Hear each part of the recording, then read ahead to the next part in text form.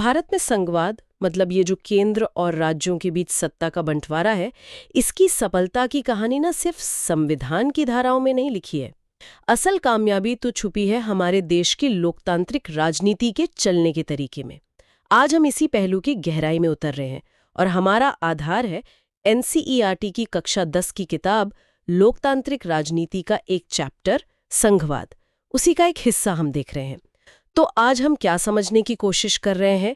हमारा इरादा है ये देखना कि भाई संविधान का ढांचा तो है, पर जमीन पर असलियत में भारत में संघवाद कैसे चला है, कैसे पनपा है, कैसे हमारे लोकतंत्र ने विविधता का सम्मान करना सीखा, और ये जो साथ रहने की इच्छा है ये कैसे हमारे देश की पहचान बनी। ये सिर्फ नियमों की बात नहीं है, ये व्यवहार की बात है। चलिए इसको खोलते हैं जरा। हम 3 मुख्य पड़ावों पर ध्यान देंगे। पहला, भाषा के आधार पर राज्यों का बनना, ये कैसे हुआ, असर क्या पड़ा। दूसरा, देश की भाषा नीति, इतनी भाषाएं तो संतुलन कैसे साधा। और तीसरा, केंद्र और राज्यों के बीच रिश्ते कैसे बदले, कैसे विकसित हुए। ये तीनों मिलकर दिखाएंगे कि भारत का संघीय ढांचा सिर्फ कागज पर नहीं रहा बल्कि असल में मजबूत हुआ। शुरुआत करते हैं पहली और शायद सबसे बड़ी परीक्षा से, भाषाई राज्यों का निर्माण। आज़ादी के बाद ये भारतीय लोकतंत्र के सामने वाकई एक बहुत बड़ी चुनौती थी। अगर हम 1947 का भारत का नक्शा देखें और फिर आज का देखें, मान लीजिए 2019 का, जैसा हमारे स्रोत में भी लिखा है, तो फर्क देखकर हैरानी होती है।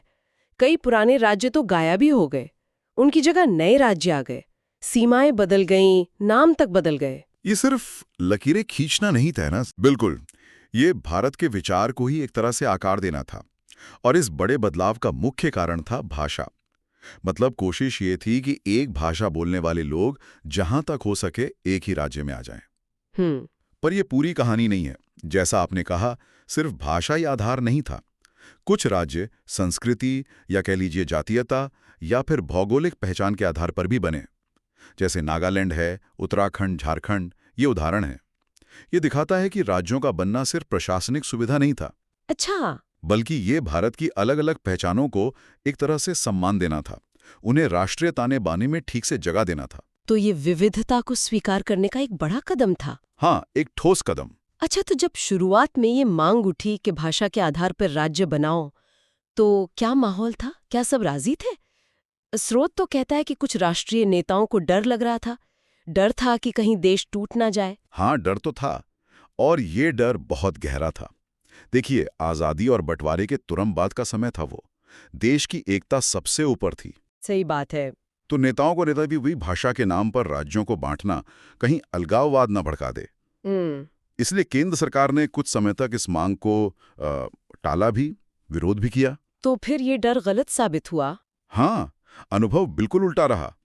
भाषा के आधार पर राज्यों के बनने से देश टूटा नहीं, बल्कि और ज्यादा जुड़ गया, ज्यादा एकीकृत हुआ। ये तो बड़ा दिलचस्प है, बांटने से जुड़ गया। हाँ, ये एक विरोधाभास जैसा लगता है, पर हुआ ये कि अलग अलग भाषा बोलने वाले समूहों को लगा कि उनकी पहचान सुरक्षित है। उन्हें एक राजनीतिक और प्रशासनिक ढांचा मिला। उन्हें लगा कि उनकी भाषा, उनकी संस्कृति सब सुरक्षित है भारतीय संघ के अंदर। तो राष्ट्रीय एकता की भावना कमजोर नहीं हुई, बल्कि और गहरी हुई। और हाँ, एक और बात, प्रशासन भी आसान हो गया। राज्य स्तर पर एक ही भाषा में काम करना ज्यादा सुविधाजनक था। तो मतलब ये हुआ कि विविधता को दबाने के बजाय उसे ठीक से जगह देने से संघवाद की जो असल भावना है वो मजबूत होती है। एकदम सही। ये दिखाता है कि भारतीय संघवाद सिर्फ नियमों पर नहीं टिका है, ये जमीनी हकीकत को समझने और उसके हिसाब से ढलने की क्षमता पर भी टिका है। और भाषाई राज्यों का बनना इसका पहला बड़ा उदाहरण था। बिल्कुल, इसने आगे के लिए भी एक तरह से रास्ता दिखाया। चलिए अब दूसरी बड़ी कसौटी पर आते हैं, भारत की भाषा नीति। इतनी सारी भाषाएं, इतनी बोलियां, ये अपने आप में एक बहुत बड़ी चुनौती रही होगी। कैसे सबको साथ लेकर चला जाए, किसी को ये ना लगे कि भाई मेरी भाषा पीछे छूट रही है। हमारे संविधान ने इस मामले में क्या रास्ता दिखाया? संविधान बनाने वालों ने इस चुनौती को बहुत गंभीरता से लिया था। सबसे पहली और सबसे जरूरी बात ये कि हमारे संविधान ने किसी एक भाषा को राष्ट्रभाषा नहीं बनाया। अच्छा, राष्ट्रभाषा नहीं? जी नहीं, हिंदी को राजभाषा माना गया, मतलब सरकारी कामकाज की भाषा। लेकिन साथ ही ये भी ध्यान रखा गया कि हिंदी तो सिर्फ करीब 40% लोगों की ही मातृभाषा है। हाँ, ये तो है। बाकी 60% तो दूसरी भाषाएं बोलते हैं। तो जाहिर है सिर्फ हिंदी को आगे बढ़ाने से काम नहीं चलता। दूसरी भाषाओं की सुरक्षा, उनका सम्मान, ये भी उतना ही जरूरी था। तो ये सुरक्षा कैसे पक्की की गई, क्या तरीके अपनाए गए? कई महत्वपूर्ण कदम उठाए गए। देखिए, हिंदी के अलावा संविधान की 8वीं अनुसूची है, उसमें 22 और भाषाओं को अनुसूचित भाषा का दर्जा दिया गया। 22 भाषाएं? हाँ। और इसका मतलब क्या है? मतलब ये कि अगर कोई केंद्र सरकार की नौकरी के लिए परीक्षा दे रहा है तो वो इन 22 भाषाओं में से किसी में भी परीक्षा दे सकता है। ये विकल्प है। इसके अलावा राज्यों को अपनी अपनी राजभाषा चुनने का हक दिया गया। आप देखेंगे कि राज्यों का ज्यादातर सरकारी काम उनकी अपनी राजभाषा में ही होता है। सही। तो ये व्यवस्था ये पक्का करती है कि भाषाई विविधता बनी रहे, किसी एक भाषा का दबदबा ना हो जाए पूरे देश पर। इस संघवाद की भावना के बिल्कुल अनुरूप है। स्रोत में श्रीलंका का भी जिक्र है, वहां तो शायद ऐसा नहीं हुआ। हमारे नेताओं ने हिंदी को लेकर जो सावधानी बरती वो क्या अलग थी? हाँ, काफी अलग।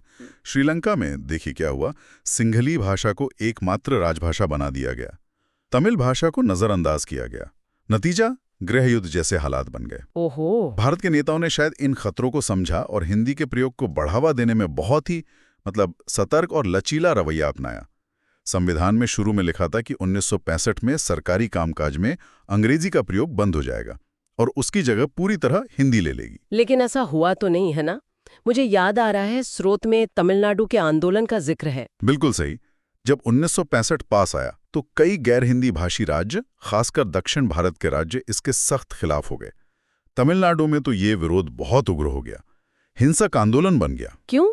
क्या डर था उन्हें? लोगों को डर था कि अगर अंग्रेजी हट गई और हिंदी थोप दी गई तो उनके लिए मौके कम हो जाएंगे, खासकर केंद्र सरकार की नौकरियों में, पढ़ाई लिखाई में। तो ऐसी स्थिति में केंद्र सरकार ने टकराव नहीं बढ़ाया। उन्होंने समझदारी दिखाई, लचीलापन दिखाया। उन्होंने कहा ठीक है, हिंदी के साथ साथ अंग्रेजी भी सरकारी कामकाज के लिए चलती रहेगी अनिश्चित काल तक। अच्छा, तो ये एक तरह का समझौता था। हालांकि कुछ लोग शायद ये कह सकते हैं कि इससे अंग्रेजी जानने वालों को, मतलब अभिजात्य वर्ग को, फायदा हुआ। हाँ, ये आलोचना होती है, जरूर होती है, लेकिन उस वक्त देश की एकता बनाए रखने के लिए शायद यही एक व्यवहारिक रास्ता था। भारतीय नेताओं ने जो ये लचीलापन दिखाया ना, ये बहुत जरूरी साबित हुआ। इसने देश को उस तरह के भाषाई झगड़े और बंटवारे से बचाया जो हमने श्रीलंका में देखा। ये फिर से वही बात साबित करता है, विविधता को स्वीकार करना, व्यावहारिक हल निकालना, ये भारतीय संघवाद की पहचान रही है। सरकार की नीति हिंदी को बढ़ावा देने की जरूर है, पर इसका मतलब ये नहीं कि केंद्र सरकार इसे उन राज्यों पर थोप सकती है जहां लोग दूसरी भाषाएं बोलते हैं। ये संतुलन बहुत नाजुक है, पर बहुत जरूरी है। तो हमने देखा भाषाई राज्यों का बनना और एक लचीली भाषा नीति। ये दो तरीके थे जिनसे भारत में संघवाद को व्यवहार में लाया गया, मजबूत किया गया। अब तीसरे अहम पहलू पर आते हैं, केंद्र और राज्यों के बीच के रिश्ते। ये कैसे विकसित हुए? संविधान में तो लिख दिया कि सत्ता कैसे बंटेगी, पर वो असल में काम कैसे करती है, ये तो इस पर निर्भर करता है ना कि जो लोग सत्ता में हैं, जो पार्टियां हैं, वो उन नियमों को मानते कैसे हैं। आपने बिल्कुल सही नस पकड़ी है। संवैधानिक प्रावधान तो कह लीजिए नींव हैं, पर इमारत तो राजनीतिक व्यवहार से बनती है, रोजमर्रा के काम से बनती है। और भारत में केंद्र राज्य संबंधों का इतिहास देखें तो काफी उतार चढ़ाव वाला रहा है। कैसे? देखिए, आजादी के बाद एक लंबा दौर था जब देश में एक ही पार्टी, कांग्रेस पार्टी का दबदबा था। केंद्र में भी वही, ज्यादातर राज्यों में भी वही। हाँ, वो तो था। इसका नतीजा क्या हुआ? नतीजा ये हुआ कि राज्य सरकारें अक्सर एक स्वतंत्र, स्वायत्त इकाई की तरह अपने अधिकारों का पूरा इस्तेमाल नहीं कर पाती थी। उन्हें काफी हद तक केंद्र के इशारों पर चलना पड़ता था। और अगर किसी राज्य में दूसरी पार्टी की सरकार बन गई, तब क्या होता था? तब तो मामला और पेचीदा हो जाता था। अक्सर ये देखा गया कि जब राज्य में कोई और पार्टी सत्ता में होती थी जो केंद्र की पार्टी से अलग है, तो केंद्र सरकार राज्यों की शक्तियों को कमजोर करने की कोशिश करती थी। अच्छा, कैसे? उनके कामकाज में दखल देना। और स्रोत तो ये भी बताता है कि उन दिनों में केंद्र सरकार कई बार संविधान के अनुच्छेद 356 का गलत इस्तेमाल करती थी। अनुच्छेद 356? हाँ, मतलब राष्ट्रपति शासन। हाँ, उसका दुरुपयोग करके विरोधी दलों की राज्य सरकारों को बेवजह बर्खास्त कर दिया जाता था। जाहिर है, ऐसी चीजों से संघवाद की जो मूल भावना है, जो राज्यों की स्वायत्तता का सम्मान है, उसको बहुत चोट पहुंचती थी। सत्ता एक जगह सिमट रही थी, तो ये स्थिति बदली कब और कैसे? स्रोत में 1990 के बाद एक बड़े बदलाव की बात है। हाँ, 1990 के बाद भारतीय राजनीति में एक नया मोड़ आया और इसने केंद्र राज्य संबंधों को काफी हद तक बदल दिया। इस दौर की दो खास बातें थीं। पहली, देश के कई राज्यों में ताकतवर क्षेत्रीय राजनीतिक दल उभरे। ये दल अपने अपने राज्य के हितों के लिए आवाज उठाते थे। दूसरी, इसी समय केंद्र में गठबंधन सरकारों का दौर शुरू हो गया। लोकसभा चुनाव में किसी एक पार्टी को अपने दम पर बहुमत मिलना बंद सा हो गया। अच्छा, तो इन दोनों बातों का असर कैसे पड़ा केंद्र राज्य संबंधों पर? इससे संघवाद कैसे मजबूत हुआ? असर बहुत गहरा पड़ा। देखिए, जब केंद्र में किसी एक पार्टी को बहुमत नहीं मिला, तो सरकार बनाने के लिए राष्ट्रीय पार्टियों को क्या करना पड़ा? उन्हें दूसरी पार्टियों का सहारा लेना पड़ा होगा। बिल्कुल, उन्हें कई क्षेत्रीय दलों समेत दूसरी पार्टियों के साथ गठबंधन करना पड़ा। अब केंद्र सरकार की कुर्सी इन सहयोगी दलों के समर्थन पर टिक गई। हाँ, ये तो है। इसका नतीजा ये हुआ कि केंद्र सरकार अब पहले की तरह मनमानी नहीं कर सकती थी। वो राज्य सरकारों के अधिकारों को अनदेखा नहीं कर सकती थी। उसे अपने सहयोगी क्षेत्रीय दलों की बात सुननी पड़ती थी। राज्यों की स्वायत्तता का सम्मान करना पड़ता था। इससे हुआ ये कि सत्ता की साझेदारी की एक नई संस्कृति बनी। हाँ, जो पहले से कहीं ज्यादा असली थी, ज्यादा सम्मानजनक थी। मतलब राजनीतिक जरूरत ने ही संघवाद को मजबूती दे दी। क्या इसमें अदालतों की भी कोई भूमिका रही? हाँ, निश्चित रूप से। इसी दौर में सुप्रीम कोर्ट ने भी कुछ बहुत महत्वपूर्ण फैसले दिए। इन फैसलों ने राज्य सरकारों को मनमाने ढंग से बर्खास्त करने की केंद्र सरकार की ताकत को सीमित कर दिया। कोई खास फैसला? सबसे मशहूर केस है एसआर मुंबई बनाम भारत संघ का 1994 का। इसने अनुच्छेद 356 के गलत इस्तेमाल पर काफी रोक लगाई। तो इन अदालती फैसलों ने भी राज्यों की स्वायत्तता को एक तरह से संवैधानिक सुरक्षा दी। अच्छा, तो कुल मिला के देखें तो राजनीतिक बदलाव, यानी क्षेत्रीय दलों का उभार और गठबंधन सरकारें, और साथ में अदालतों की सक्रियता, इन दोनों ने मिलकर 1990 के बाद भारत में संघीय व्यवस्था को ज्यादा असरदार और ज्यादा संतुलित बनाया। आज हम कह सकते हैं कि संघीय सत्ता की साझेदारी संविधान लागू होने के शुरुआती दशकों के मुकाबले कहीं ज्यादा व्यवहारिक है, ज्यादा मजबूत है। तो आज की इस पूरी बातचीत का निचोड़ क्या है? हमने 3 मुख्य चीजें देखी: भाषाई राज्य, भाषा नीति और केंद्र राज्य संबंध। इन सब से भारत में संघवाद की कहानी के बारे में क्या पता चलता है? देखिए, निचोड़ ये है कि भारत में संघवाद की सफलता सिर्फ संविधान में लिखे अच्छे अच्छे शब्दों या नियमों की वजह से नहीं है। ये एक जीती जागती, बदलती हुई, विकसित होती हुई व्यवस्था है, जिसे भारत की लोकतांत्रिक राजनीति ने, यहाँ की जमीनी हकीकत ने और हाँ, यहाँ के नेताओं की समझदारी ने, लचीलेपन ने आकार दिया है। भाषाई राज्यों के बनने से दिखा कि विविधता को अपनाने से एकता बढ़ती है, घटती नहीं। सही। लचीली भाषा नीति ने बड़े टकराव टाले और सबको साथ जोड़े रखा। और बदलते केंद्र राज्य संबंधों ने, खासकर गठबंधन सरकारों के दौर ने, सत्ता की साझेदारी को ज्यादा हकीकत बनाया। ये सब मिलकर दिखाते हैं कि संविधान का ढांचा तो है ही, पर उसके साथ साथ लोकतांत्रिक प्रक्रियाएं, विविधता का सम्मान और साथ मिलकर रहने की इच्छा, ये वो असल गूंज है जिसने भारतीय संघ को मजबूत बनाया है। बिल्कुल। जैसा आपने कहा, संवैधानिक प्रावधान हार्डवेयर जैसे, पर असली काम तो सॉफ्टवेयर से होता है। मतलब लोकतांत्रिक व्यवहार, बातचीत, एक दूसरे को जगह देना, और ये एक लगातार चलने वाली प्रक्रिया है। ऐसा नहीं कि सब कुछ तय हो गया, ये बदलती रहेगी। सही कहा आपने। किसी भी व्यवस्था की ताकत इसी में होती है कि वो कितनी लचीली है, कितनी अनुकूलनशील है और कैसे वो अपने साझा आदर्शों को असलियत में उतार पाती है। नींव जरूरी है, पर इमारत कितनी मजबूत होगी और कैसे टिकेगी, ये इस बात पर निर्भर करता है कि हम उसे बनाते कैसे हैं, संभालते कैसे हैं।